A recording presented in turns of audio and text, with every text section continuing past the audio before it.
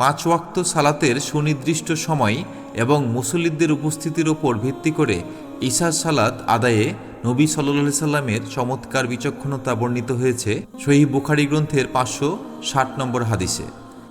মুহাম্মদ ইবনু আমর ইবনু হাসান ইবনু আলী রাদিয়াল্লাহু আনহু হতে বর্ণিত, মুহাম্মদ ইবনু আমর রাহমাতুল্লাহি আলাইহি বলেন, হাজ্জাজ ইবনু ইউসুফ মদিনায় এলে আমরা জাবির ইবনু আবদুল্লাহ রাদিয়াল্লাহু আনহুকে সালাতের ওয়াক্ত সম্পর্কে জিজ্ঞাসা করলাম, কেননা হাজ্জাজ ইবনু ইউসুফ বিলম্ব করে সালাত আদায় করতেন। তিনি বললেন, নবী সাল্লাল্লাহু আলাইহি সাল্লাম জোহরের সালাত প্রচণ্ড গরমের সময় আদায় করতেন, আর আসরের সালাত সূর্য উজ্জ্বল থাকতে আদায় করতেন। মাগরিবের সালাত সূর্য অস্ত যেতেই আর ঈশার সালাত বিভিন্ন সময়ে আদায় করতেন। যদি দেখতেন সকলেই সমবেত হয়েছেন তাহলে সকাল সকাল আদায় করতেন, আর যদি দেখতেন লোকজন আসতে দেরি করছে তাহলে বিলম্বে আদায় করতেন। আর ফজরের সালাত তারা কিংবা রাসূলুল্লাহ সাল্লাল্লাহু আলাইহি সাল্লাম অন্ধকার থাকতেই আদায় করতেন।